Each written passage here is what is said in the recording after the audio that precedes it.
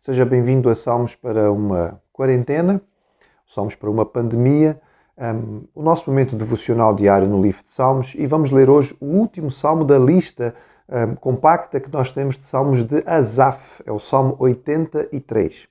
Se vir na sua Bíblia, do 73 ao 83, são salmos atribuídos a Asaf, este cantor importante que foi colocado desde o tempo de Davi como um dos adoradores principais. Os salmos poderão ser todos de Asaf propriamente dito, ou então de alguém referente à sua família, porque era uma família de adoradores. O contexto deste salmo parece ser um contexto de guerra. É um salmo de guerra, é um salmo de batalha. Há um perigo muito grande e iminente para Israel, e há então um pedido do salmista que Deus possa agir em defesa da sua nação, como no passado. Vejamos então o salmo, Salmo 83. Ó Deus, não te cales, não te emudeças, nem fiques inativo, ó Deus. Os teus inimigos se alvoroçam, os que te odeiam levantam a cabeça, tramam astutamente contra o teu povo e conspiram contra os teus protegidos. Dizem, vinde, risquemo-los de entre as nações e não haja mais memória do nome de Israel. Pois tramam concordemente e firmam aliança contra ti, as tendas de Edom, os ismaelitas, Moabe e os agarenos, Gebal, Amon e Amaleque, a Filistia com os habitantes de Tiro. Também a Síria se alia com eles e se constitui em braço forte aos filhos de Ló. Faz-lhes como fizeste a Midian, como a Sísera, como a Jabim na ribeira de Quizon, os quais pereceram em Endor, tornaram-se adubo para a terra. Sejam os seus nobres como Oreb e Zeeb, e os seus príncipes como Zeba e como Zalmuna, e que disseram, apoderemo-nos das habitações de Deus. Deus meu, faze-os como folhas impelidas por um redemoinho, como a palha ao léu do vento, como fogo que devora um bosque e a chama que abrasa os montes. Assim persegue-os com a tua tempestade e amedronta-os com o teu vendaval. Enche-lhes o rosto de ignomínia, para que busquem o teu nome, Senhor. Sejam envergonhados e confundidos perpetuamente, perturbem-se e pereçam, e reconhecerão que só tu, cujo nome é Senhor, és o Altíssimo sobre toda a terra. Então percebemos aqui o Salmo como um salmo de um momento de contexto, de ataque dos inimigos. O Salmo começa com um apelo comum nestas circunstâncias, para que Deus não deixe o seu povo sozinho, para que Deus não fique calado, para que Deus não fique distante. É equivalente a outras expressões que nós encontramos em outros salmos, como levanta-te, não é? Levanta, alça o teu braço, etc. É aqui a ideia. Ou seja, um pedido para que Deus possa agir, eles precisam. O contexto parece então ser o de uma grande coligação internacional. Lendo o texto do Antigo Testamento, nós não encontraremos em nenhum momento da história do povo de Israel uma coligação de todos estes povos que estão aqui ao mesmo tempo contra Israel.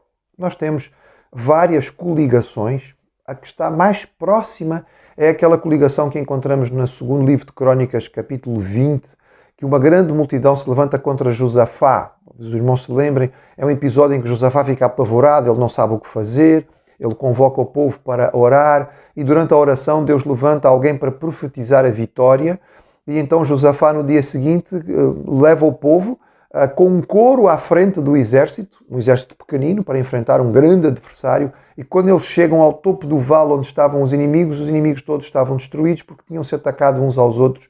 Deus tinha feito com que isto tivesse acontecido. Esta é o momento histórico mais próximo daquilo que nós temos aqui.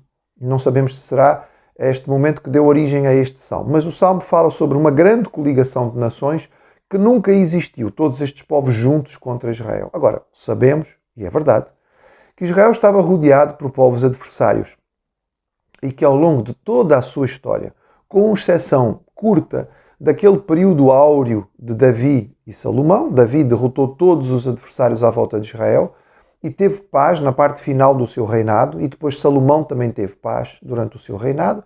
Tirando este período, todo o resto da história de Israel é uma constante luta contra os seus vizinhos. Norte, sul, não é? Leste, oeste não, porque oeste era o mar Mediterrâneo, mas até oeste, digamos lá embaixo no sul, os filisteus também viriam de oeste de alguma maneira. Portanto, há adversários de todos os lados. E aqui há um clamor. Estes adversários se levantam para arriscar o nome de Israel.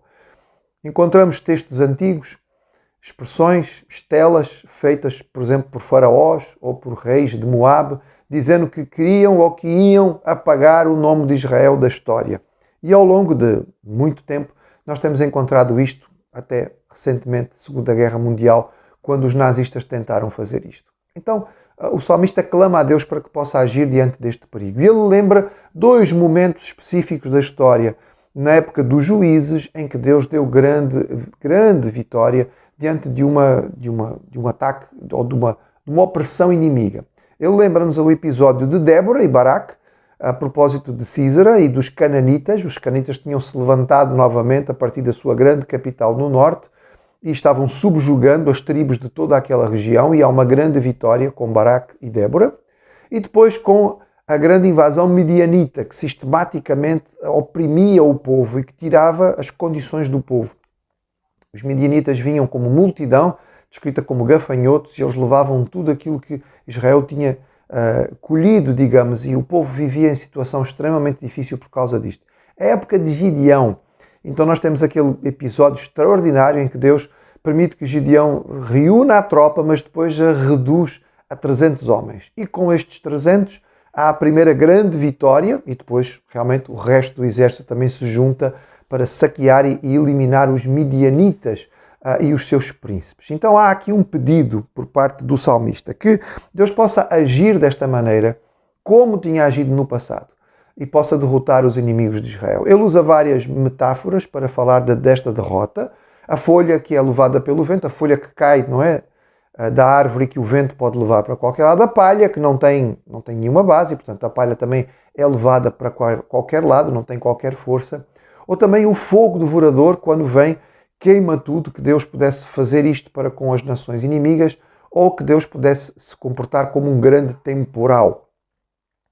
Interessante, porque há algumas descrições de vitórias de Israel em que Deus parece fazer-se presente através do som de um temporal, que amedronta o inimigo e que faz com que ele seja derrotado. Ou porque fica amedrontado e deixa de estar preparado para resistir, então Israel domina, ou porque o medo é tão grande que vira mesmo as costas, larga as armas e toca a fugir. Então o povo tem uma vitória, podemos dizer, fácil.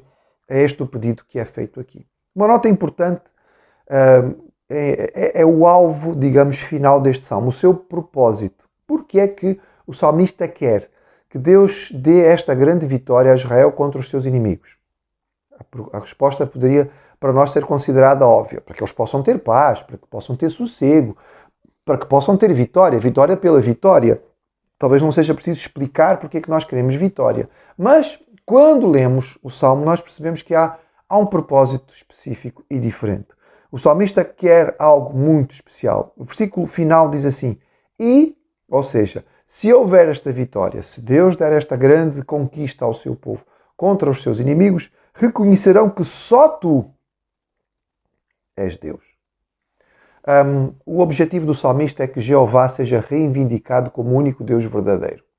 Porque lembramos que quando no mundo antigo os povos tinham vitória militar, esta vitória era atribuída aos seus deuses. Então, o que o salmista pede é, Senhor, dá-nos uma grande vitória contra todos estes adversários, para que o mundo possa saber que só tu és Deus. Tu és Deus e não Baal. Tu és Deus e não Moloque. Tu és Deus e não qualquer um dos outros deuses que os outros povos adoravam. E este pedido nos dá uma noção diferente da visão do salmista. Ele não quer a vitória pela vitória. Ele quer a vitória pelo testemunho do Senhor para com os outros povos. Nós devemos lembrar este salmo com este seu propósito. Que nós possamos ter vidas abençoadas, não só pela bênção. Que nós possamos ter vidas vitoriosas, não só pela vitória. Mas para que a nossa bênção e a nossa vitória sirva de testemunho àqueles que estão à nossa volta, que o nosso Deus é um Deus verdadeiro. É um Deus prático, é um Deus concreto. É um Deus que nos dá bênçãos que são palpáveis. Não é apenas algo, não é que faz parte de uma fé de alguns coitadinhos que não têm outra segurança. Mas é um Deus real, é um Deus verdadeiro, é um Deus que faz a diferença nas nossas vidas. Senhor, vem abençoar-nos para que o mundo saiba que só Tu és Deus.